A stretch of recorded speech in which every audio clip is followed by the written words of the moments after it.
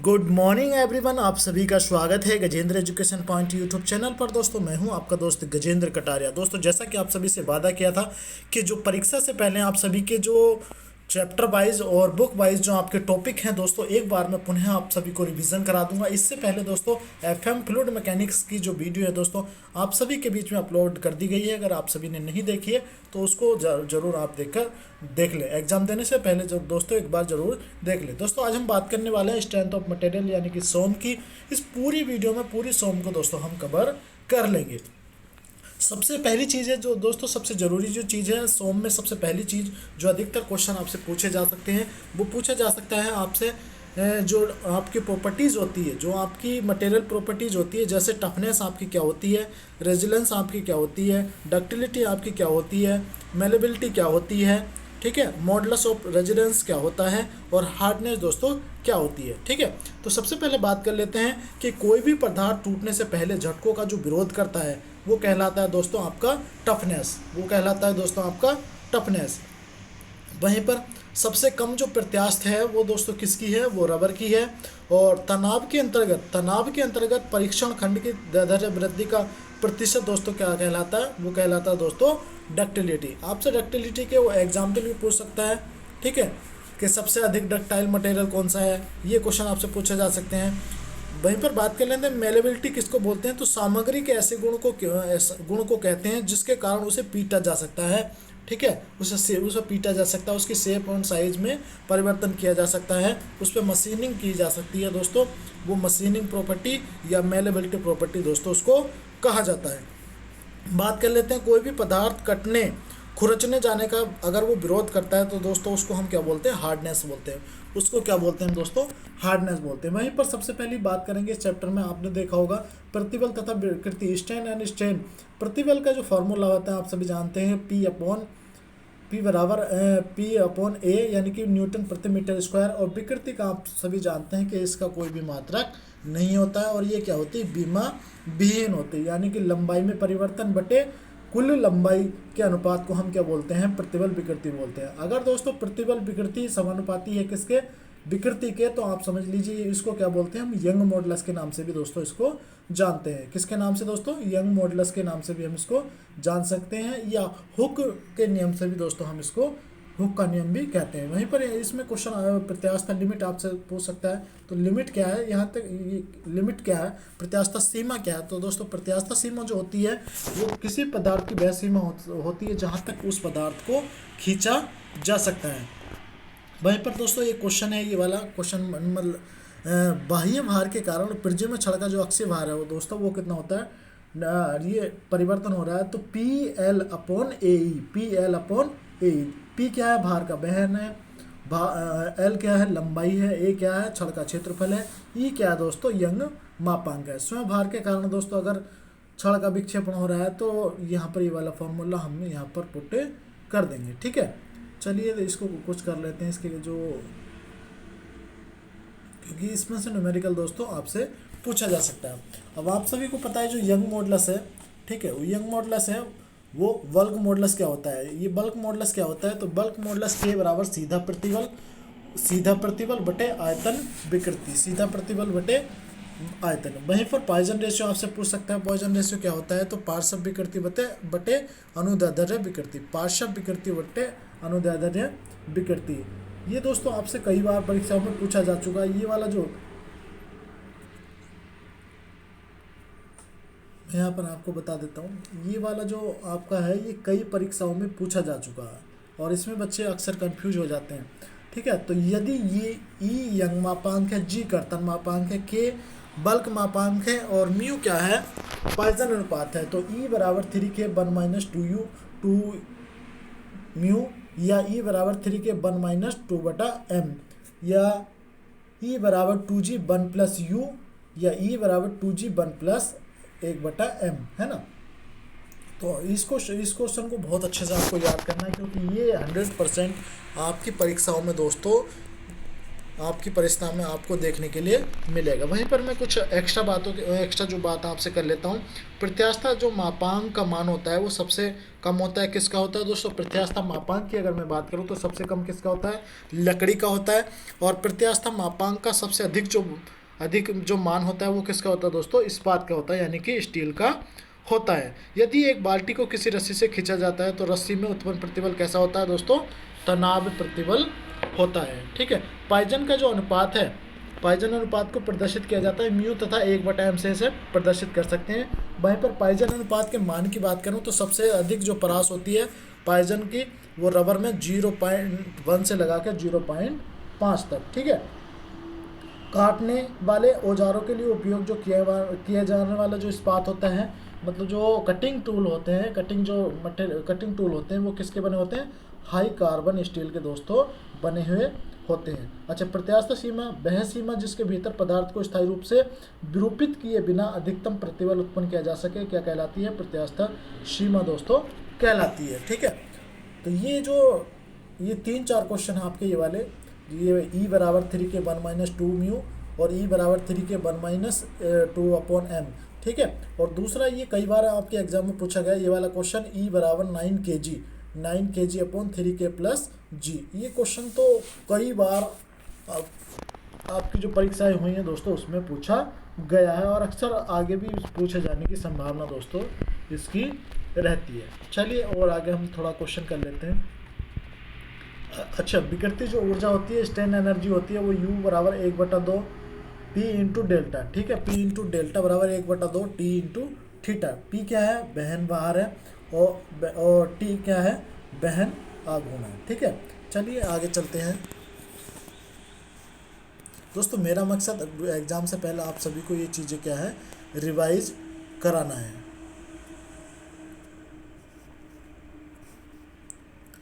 ये फॉर्मूले दोस्तों आपको जरूर याद करके जाने हैं। ये वाला अगर टेपर जो छड़ है, ठीक है, तो 4PL पाई E D1 D2, और क्योंकि इससे जो कोई न्यूमेरिकल है वो आपकी परीक्षाओं में पूछे जा सकते हैं। वहीं पे प्रत्यास्था मापांक की बात करूँ तो मॉडुलस ऑफ इलास्टिसिटी की बात करूँ तो E बराबर क्या होता है? अनुदैर्ध्य प्रतिबल बटे अनुदैर्ध्य विकृति। इनकी परिभाषाओं भी दोस्तों, इनका सूत्र भी आपसे परीक्षाओं में पूछा जाता है। वहीं पर कर्तन मापांक की बात करूँ, मॉडुलस ऑफ रिजिडिटी तो G बराबर होता है कर्तन प्रतिबल बटे कर्तन विकृति। कर्तन प्रतिबल बटे कर्तन विकृति G का मान होता है। ठीक है।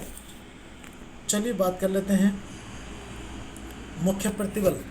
बात कर लेते हैं मुख्य प्रतिबल क्या होता है दोस्तों। तो सबसे पहले कुछ तथ्य हैं दोस्तों मैं आप सभी के सामने यहाँ पर बताना चाहूँगा। ठीक है।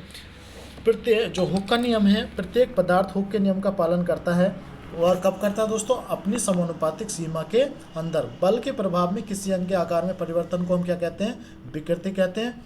और अनुपातिक की सीमा किस पर निर्भर करती है? तो पदार्थ के प्रकार और अनुप्रस्थ काट के क्षेत्रफल पर जो सीमा होती है, अनुपातिक सीमा होती है दोस्तों, वो निर्भर करती है। ठीक है। किसी द्रव्य को तन्य कहा जाता है यदि उसको प्लास्टिक दैर्ध्य वृद्धि परिसर क्या हो जाए? उसकी लंबाई में वृद्धि हो जाए। ये क्वेश्चन कई बार दोस्तों आपकी परीक्षाओं में पूछा गया है। ठीक है। पाइजन अनुपात को 1/m में व्यक्त करने का जो सूत्र है, तो 1/m बराबर होता है पार्श्व विकृति बटे अनुदैर्ध्य विकृति। पार्श्व विकृति बटे अनुदैर्ध्य विकृति। ठीक है। ढलवा लोहे के किसी टुकड़े पर तनन परीक्षण के दौरान क्षेत्रफल के प्रतिशत में जो कमी होती है वो कैसी होती है? बिल्कुल नगण्य होती है। ठीक है। अब बात कर लेते हैं मुख्य प्रतिबल क्या होता है, मुख्य समतल या प्रिंसिपल स्ट्रेस, क्योंकि इससे भी एक ना एक दो क्वेश्चन आपकी परीक्षा में दोस्तों पूछे जा सकते हैं। दोस्तों इसी प्रकार की PDF या लेटेस्ट अपडेट के लिए दोस्तों Gajendra Education Point YouTube channel और Gajendra Education Point Telegram group पर दोस्तों मैं ये सारी PDF आप सभी को उपलब्ध करा दूंगा। एग्जाम से पहले दोस्तों एक बार इनको जरूर अच्छे से देख लीजिएगा। तो जो तिरछी काट होती है दोस्तों, ओब्लिक प्लेन पर लंब तथा कर्तन प्रतिबल होता है, वो होता है W बराबर अक्षीय बल, A बराबर लंब काट का क्षेत्रफल और थीटा बराबर होता है कोण। तो लंब प्रतिबल बराबर होता है दोस्तों W cos square upon A, W cos square theta upon A। कर्तन प्रतिबल के W sin 2 theta upon 2A। ठीक है। आपके एग्जाम में दोस्तों ये प्रश्न कई बार पूछा गया है कि नत समतल पर तिरछी काट पर लंब तथा कर्तन प्रतिबल का सूत्र दोस्तों कई बार पूछा गया है। ठीक है। तो लंब की बात करें तो Fn बराबर F by sine square theta plus F x cos square theta. कर्तन प्रतिबल की बात करें तो कर्तन प्रतिबल को क्यू से डिफाइन करते हैं, तो क्यू बराबर F by minus F x upon 2 into sine 2 theta. देखिए 2 लगेगा इसके साथ, ठीक है, कर्तन वाले के साथ दोस्तों क्या लगेगा, 2 लगेगा। लंब तथा कर्तन प्रतिबलों का जो परिणामी होता है एफ बराबर अंडर रूट एफ वन का square plus F x cos square. अधिकतम जो कर्तन प्रतिबल है क्यू बराबर अधिकतम प्रतिबल के लिए अधिकतर, ये क्वेश्चन आपकी परीक्षाओं में दोस्तों पूछा जा सकता है। इसमें जो एंगल है दोस्तों वो कई बार परीक्षाओं में पूछा गया है। ये वाला जो एंगल है, ये जो एंगल है दोस्तों, ये कई बार आपकी परीक्षाओं में पूछा गया है। तो कितना होता है अधिकतम कर्तन प्रतिबल के लिए जो थीटा का मान होता है दोस्तों, कितना होता है 45 डिग्री दोस्तों इसका मान होता है, ठीक है। चलिए आगे चलते हैं।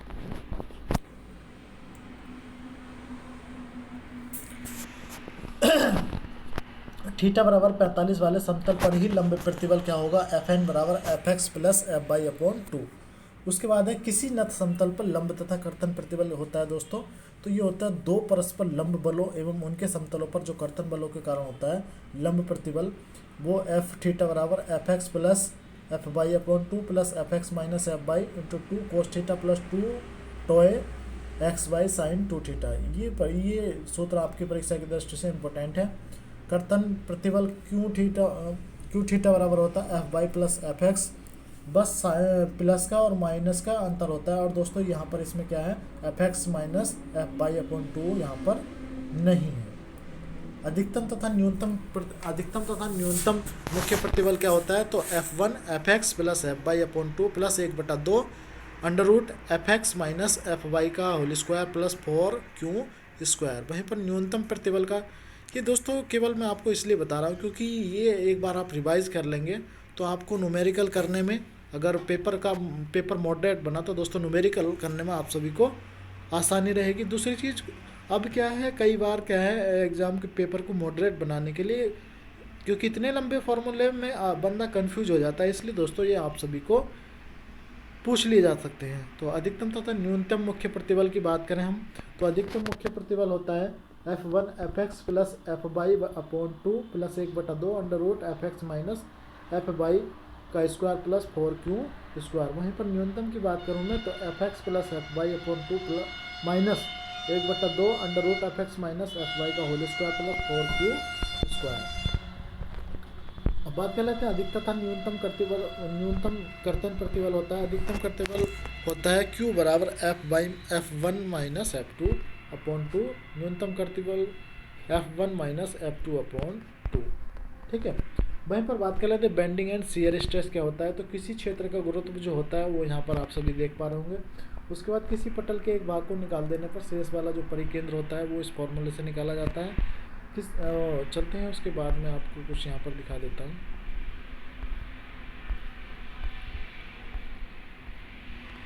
पिछली बार के पेपर में दोस्तों आपका ये क्वेश्चन आया हुआ है UPSSC 2016 के एग्जाम में, परिभ्रमण त्रिज्या रेडियस ऑफ ग्रेडिएशन आया हुआ है, तो आई बराबर एन के स्क्वायर दोस्तों होती है। समांतर अक्षों की प्रमुख के लिए भी दोस्तों आई एक्स एक्स बराबर होता है आई G ji plus A H square. वहीं पर परपेंडिकुलर जो एक्सिस थ्योरम होती है अभिलंब अक्ष पर में होती है, तो ये जो अक्ष पर में है, अभिलंब अक्ष पर में है, ये एग्जाम में आपसे पिछली बार पूछी गई थी। तो आई जेड बराबर I X X plus I Y Y. आयताकार काट का जड़ता आघूर्ण क्या होता है, आई एक्स बराबर बी एच क्यूब अपॉन 12 और आई वाई अक्ष पर एच बी क्यूब अपॉन 12 और आई ए बी बराबर बी एच क्यूब अपॉन 3 और आई ए डी बराबर एच बी 3 की पावर अपॉन 3। वृत्ताकार काट की बात करें, अगर वो काट वृत्ताकार है तो आई एक्स बराबर I Y Y pi D 4 upon 64। I Z की बात करें, जेड एक्स की बात करें तो पाई डी की पावर 4 अपॉन 32। त्रिभुजाकार काट की बात करें तो B H cube upon 12, I G G की बात करें तो बी एच क्यूब अपॉन 36। नमन समीकरण क्या होती है, क्योंकि इससे न्यूमेरिकल नमन समीकरण पे आ सकता है आपकी, तो एम अपॉन के आई बराबर होता है एफ अपॉन के बाई बराबर ई अपॉन के आर। इसको हम बेंडिंग इक्वेशन जानते हैं। इस पे पक्का एक न्यूमेरिकल दोस्तों आप सभी को देखने के लिए मिल सकता है। एम अपॉन के आई एफ अपॉन के बाई ई अपॉन के आर। एम अपॉन के आई बराबर एफ अपॉन के बाई बराबर ई अपॉन आर। यहाँ पर क्या क्या चीज़ है, ये ई क्या था, आई क्या है, तो आई जड़त्व आघूर्ण है, ई क्या है यंग मापांक है, एम क्या है प्रतिरोधी आघूर्ण है, आर क्या है त्रिज्या है, बाई उदासीन अक्ष से दूरस्थ फाइबर की दूरी है, एफ क्या है प्रतिबल मापन। पिछली बार 2016 के एग्जाम में पूछा गया था मॉडुलस ऑफ सेक्शन, यानी कि आई अपॉन बाई बराबर जेड, इसको हम आकृति मापांक के नाम से भी जानते हैं। एक क्वेश्चन ये पूछा गया था मैकेनिकल के पेपर में, नम्रता फ्लेक्सिबल रिजिडिटी का फॉर्मूला पूछा गया था, तो ये होती है ई गुणा आई, ई गुणा आई, ठीक है। वहीं पर अनुदैर्ध्य कर्तन प्रतिबल की बात करें तो ये तो खैर नहीं पूछा जाएगा, इतना कुछ खास नहीं है। आयताकार काट पर कर्तन प्रतिबल, ये भी कुछ खास नहीं है, ये कोई इतना खास नहीं है।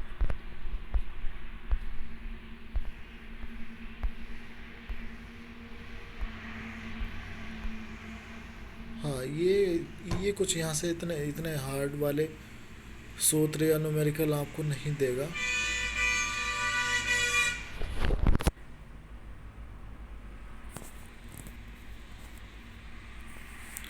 प्रेशर इन विसिबल, पात्र में दाब क्या होता है, तो पतली खोल कौन सी होती है और मोटी खोल कौन सी होती है, यानी कि पतला सिलेंडर और मोटा सिलेंडर में क्या अंतर होता है, ये क्वेश्चन आपसे कई बार पूछा गया है। तो टी का मान यदि D I upon 10 sir D I upon 15 के बीच में है तो दोस्तों उसको हम पतला खोल कहेंगे, पतला सिलेंडर कहेंगे। मोटी खोल क्या होती है, टी का मान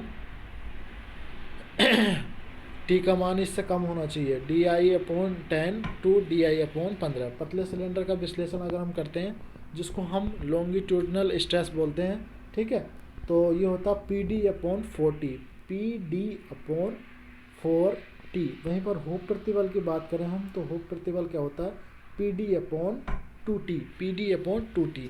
अच्छा, इसमें क्या है बच्चे कंफ्यूज हो जाते हैं, तो इसके लिए कोई ऐसा सूत्र आप बना लीजिए जिससे कि दोस्तों इनको याद करने में आसानी हो। वहीं पर अनुदैर्ध्य विकृति की बात करें तो लॉन्गिट्यूडनल स्ट्रेंथ की बात करें तो P D upon 40 1 minus 2 mu. वहीं पर हुक की बात करें तो पी डी अपॉन 40 और इसका उल्टा हो जाएगा 2 माइनस म्यू, ठीक है। पी क्या है, तरल का दाब है, टी सिलेंडर की मोटाई है, म्यू क्या है पॉइजन अनुपात है, डी क्या है यहाँ पर व्यास दोस्तों पूछा गया है, ठीक है। वहीं पर हुक विकृति तथा अनुदैर्ध्य विकृति का जो अनुपात कहलाता है दोस्तों 2 minus mu upon 1 minus 2 mu. Cylinder की बात करें यदि आयतन विकृति होती है तो P D upon 40 5 minus 4 mu, ठीक है। अच्छा, बात कर लेते हैं अब धातु के समतल पर अधिकतम कर्तन प्रतिबल कितना होता है, तो टॉम एक्स बराबर sigma 1 minus sigma 1 minus sigma 2 upon 2।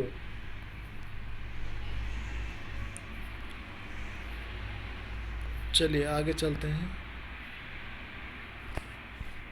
हाँ, ढलान तथा विक्षोभ, ये क्वेश्चन आपसे कई बार पूछे जाएंगे। कैंटिलीवर की बात यहाँ पर कर रहे हैं, कैंटिलीवर की बात यहाँ पर दोस्तों आप सभी से की जा रही है। तो कैंटिलीवर में जो वृत्तीय नमन होता है, जो सर्कुलर बेंडिंग होता है, आर बराबर ई आई अपॉन एम होता है, और ये कैसा होता है, किसके बराबर होता है, स्थिर होता है। वहीं पर धरणों के ढलान तथा विक्षेप का जो सूत्र होता है दोस्तों वो होता है एम एल अपॉन ई आई, एम एल अपॉन ई आई, ये इसका ढलान होता है। अगर इसके विक्षेप की बात करें तो M L square upon 2I दोस्तों यहाँ पर होता है। आपसे ये क्वेश्चन भी पूछे जाते हैं कि जो आपकी बेंडिंग, जो आपकी धरण है, ठीक है, अगर इस पर इसका जो पास का इसका जो फ्री एंड है इस पर अगर हमने बल लगा दिया तो क्या होगा, कहाँ बेंडिंग होगी, ये सारे प्रश्न भी आपकी परीक्षाओं में पूछे जा सकते हैं, ठीक है। तो यहाँ पर ये बताए गए हैं आपके जो ढलान है वो WL³ अपॉन, अगर UDL लगा हुआ है तो WL³ अपॉन 6I, और विक्षेप क्या होगा WL⁴ अपॉन 8EI, ठीक है। ये किसकी बात कर रहे हैं दोस्तों, हम बात कर रहे हैं कैंटिलीवर की। हम किसकी बात कर रहे हैं, ये बात कर रहे हैं हम कैंटिलीवर की, ठीक है। वहीं पर दूसरे संदर्भ में दोस्तों बात करते हैं ये विक्षोभ के जो हैं।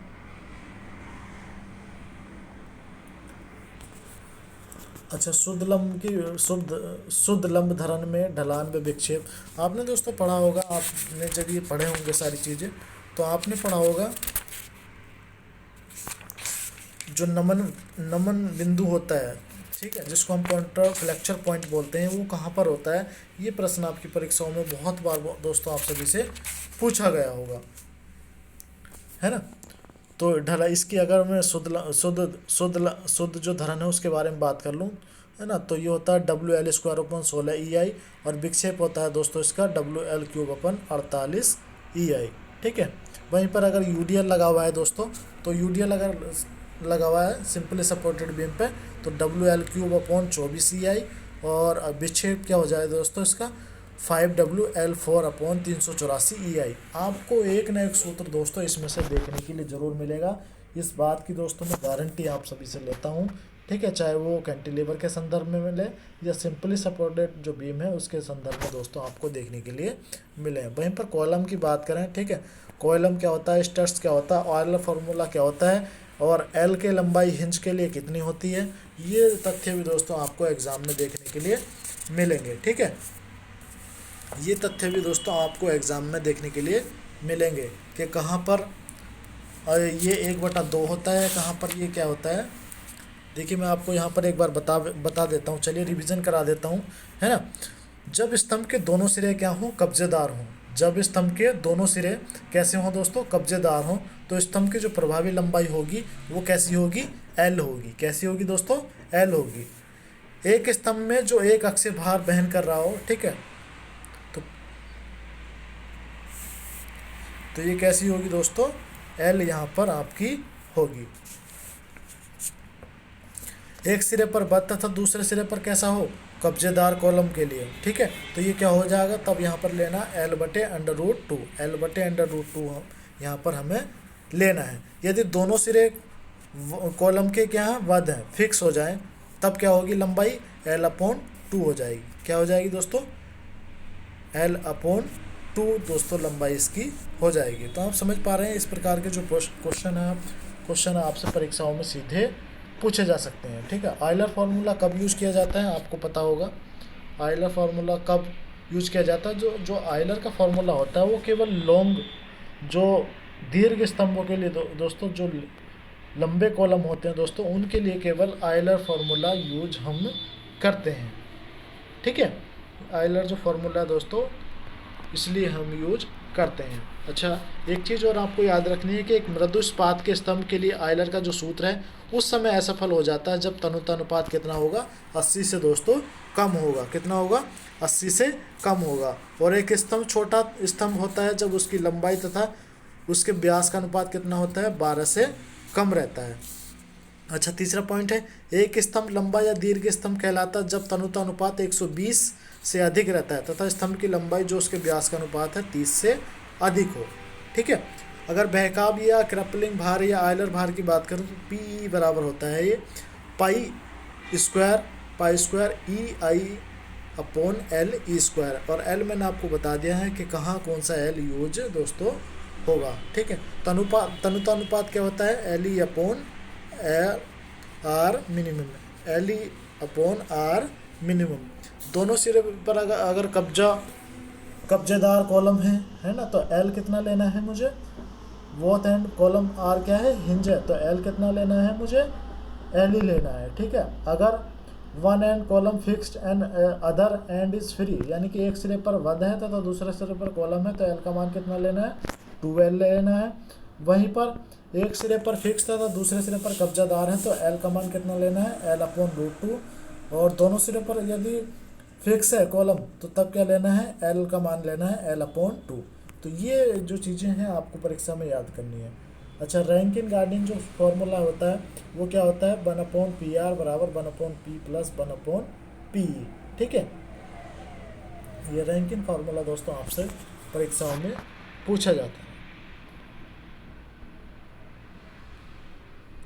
बात कर लेते हैं मरोड़ की, टोरिजन क्या होता है, ठीक है। मरोड़ क्या होता है, टोरिजन क्या होता है, इक्वेशन ऑफ टोरिजन, तो T/R बराबर T/J और G∼L दोस्तों, इसको हम क्या बोलते हैं, मरोड़ इक्वेशन कहा जाता है, इक्वेशन ऑफ टोरिजन कहा जाता है, ठीक है। जहाँ पर टॉय किसे कहते हैं, तो कर्तन प्रतिबल को बोलते हैं। R क्या है, दूरी है, T क्या है, आघूर्ण है, J क्या है, ध्रुवीय जड़ता आघूर्ण है, θ क्या है, यहाँ पर कोण है, L क्या है, शाफ्ट की लंबाई है, और G क्या है दोस्तों, कर्तन मापांक है, कर्तन मापांक है। ठीक है, ये आपसे कई बार पूछ लेता है कि ध्रुवीय जड़ता अवगुण क्या है। तो ठोस शाफ्ट के लिए ये क्वेश्चन भी दोस्तों आपसे पूछा जाता है कि ठोस शाफ्ट में या खोखले शाफ्ट में किसकी सामर्थ्य सबसे अधिक होती है। इस प्रकार का प्रश्न भी दोस्तों आपसे पूछा जा सकता है। तो ठोस शाफ्ट के लिए जेड का मान कितना होता है, जड़ पोलर मोमेंट ऑफ इनर्शिया कितना होता है, तो पाई डी की पावर 4/32। खोखली के लिए कितना होता है दोस्तों, तो जे बराबर होता है पाई/2